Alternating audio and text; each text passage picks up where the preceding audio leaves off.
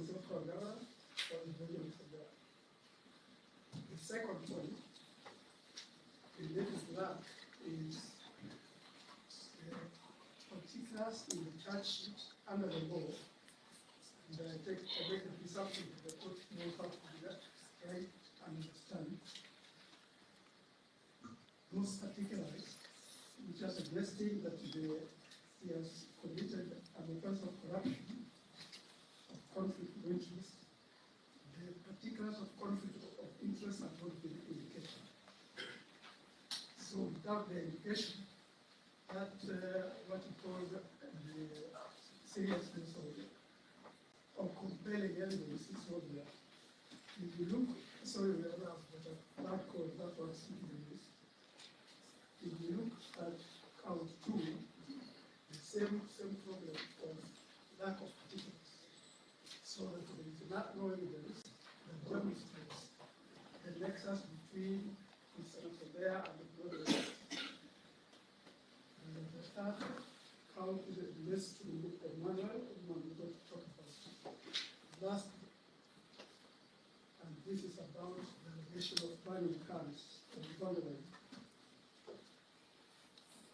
Something I was told when I was being talked to the young parents when I was much younger. We were told monkey see, monkey do. When the government itself lets court orders, citizens have no reason to monkey see, monkey do.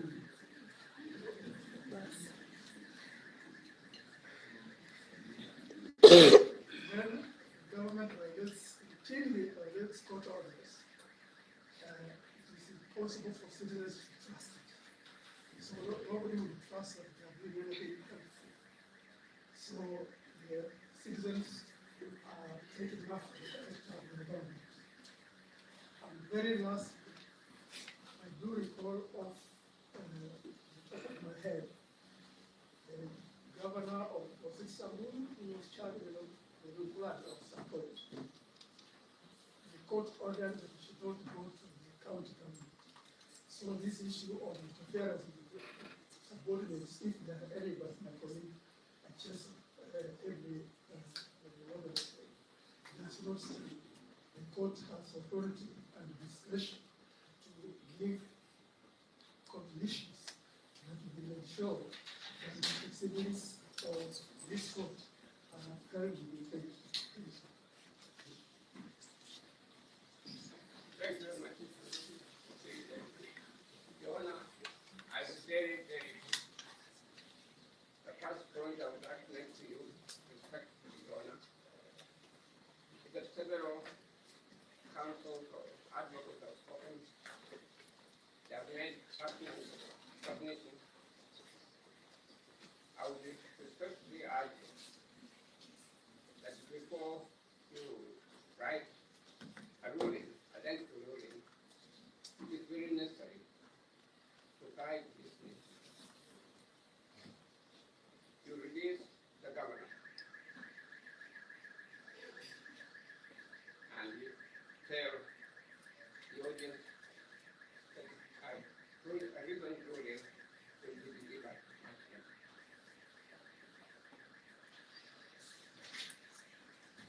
Your Honor, this has always been done by the Court of Appeal, by the High Court. This has always been done by the Court of Appeal. This one? Giving reasons later. Yes. Has always been done by the Court of Appeal, the High Court, and recently even by the Supreme Court. So I urge you very respectfully that before you rise this morning, you make an order that the governor is released forcefully and you deliver the ruling later. I also urge you very, very respectfully, Your Honor, that we will not free fall. The governor will go nowhere. We all know it. He lives in this country. He has rendered sterling services to the nation. And there's no way he can leave Kenya for another country. He will not free fall. And you will also be educating certain people in certain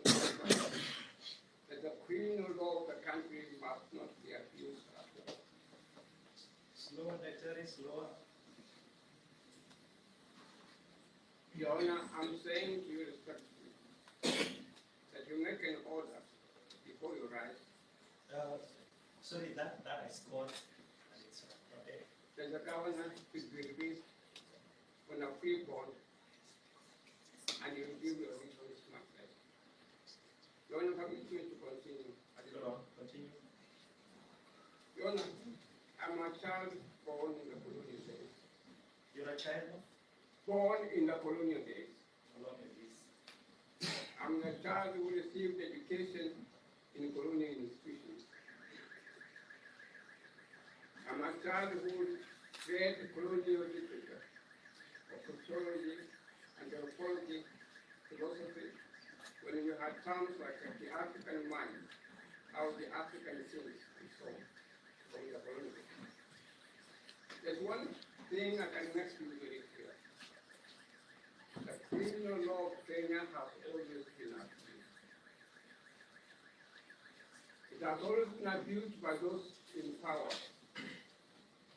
It was abused during the colonial days. It was abused during Musai's regimental state. It was abused considerably during Musai's state. The only president that can put in a word in his favor is Mwai Kibaki. The criminal law was not abused during Kibaki's reign. I think the statement is home, Daktari. The statement is home.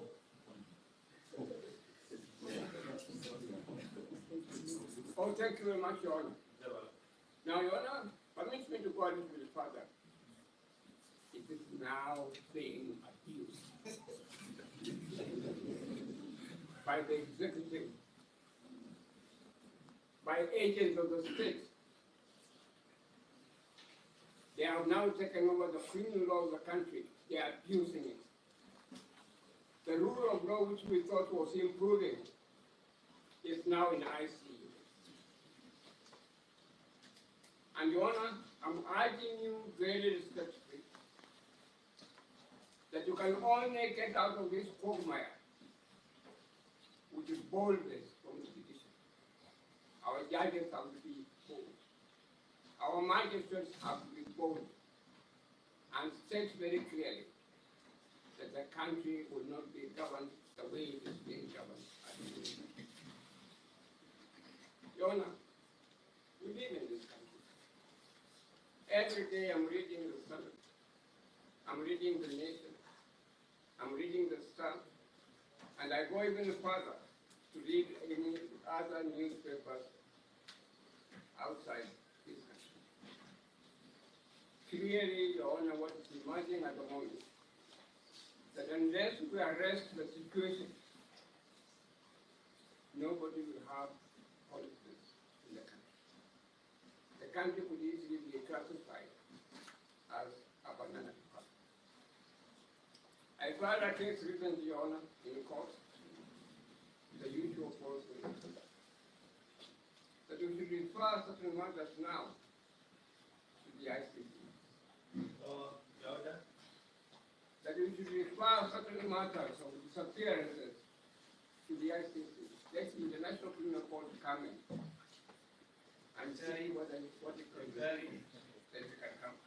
Daktari, if we can deal with Mr. Natembea first. Yes. Your Honor, what is the judge? Can someone give me the judge? Your Honor, the judge you are given here, one can even pass in class. The first comes. The governor is supposed to have corruptly received the sum of shillings 1,127,900,000 shillings. You're not being told that they took away billions of shillings. 1,127,900,000 shillings.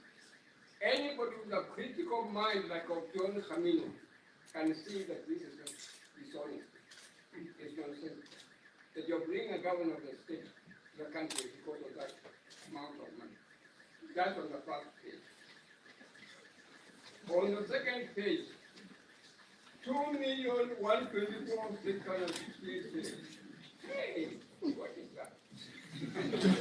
Our former governor, 2,124,616 states. That's in the honor. The amount involved is 2,680,461. This is of Emmanuel of Musumo.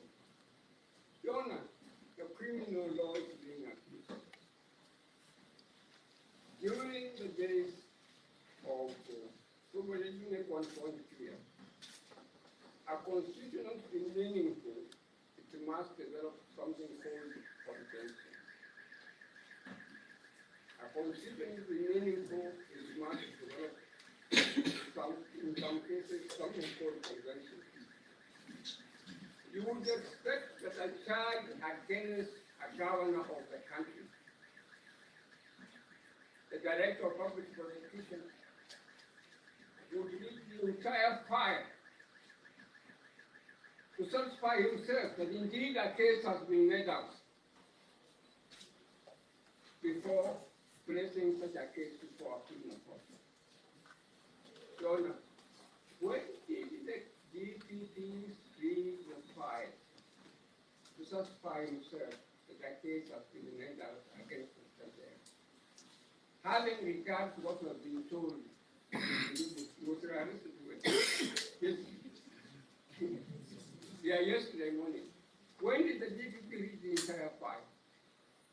At least if I may say in favor of Charles and Johnson, he would read the entire file to satisfy himself that indeed a case has been made out against the government. A governor is no small man. A governor is not a messenger. A governor is a person who is ruling and governing millions of people. It is therefore not surprising that the people in his own area were mad to hear that their governor is being brought into the country,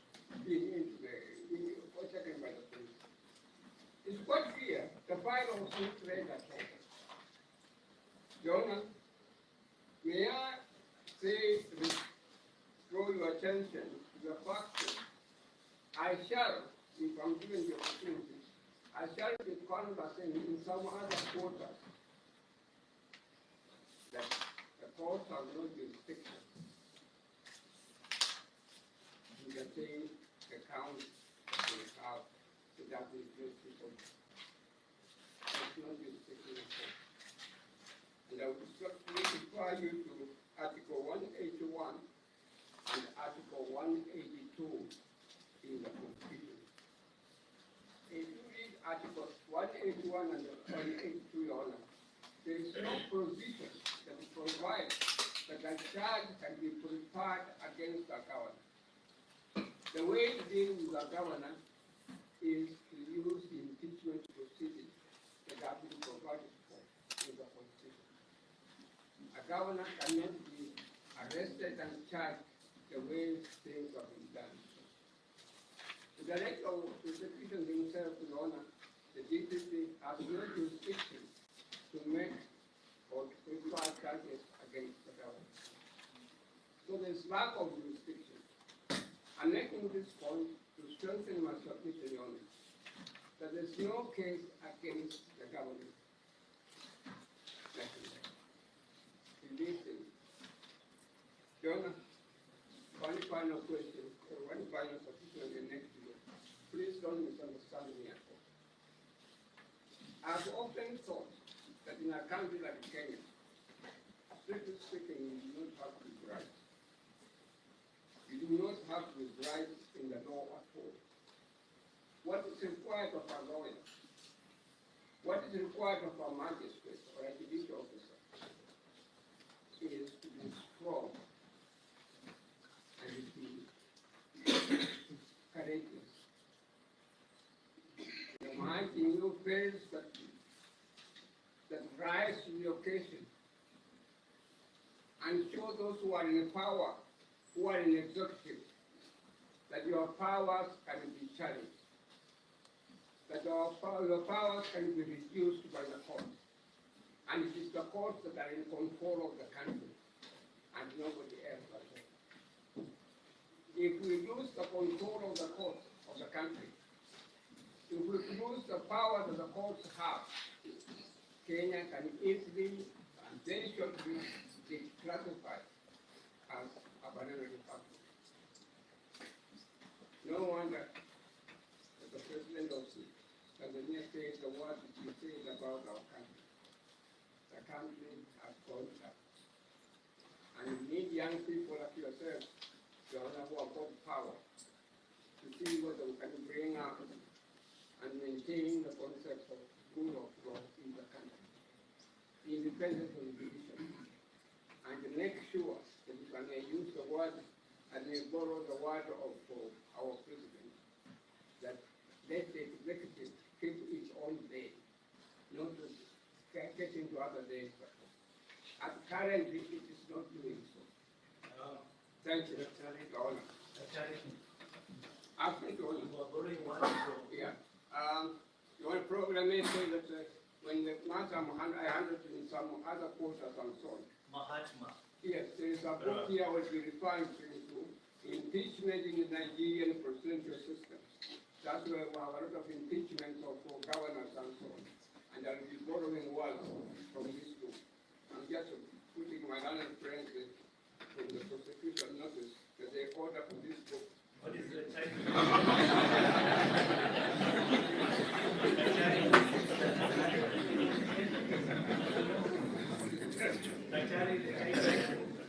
Order.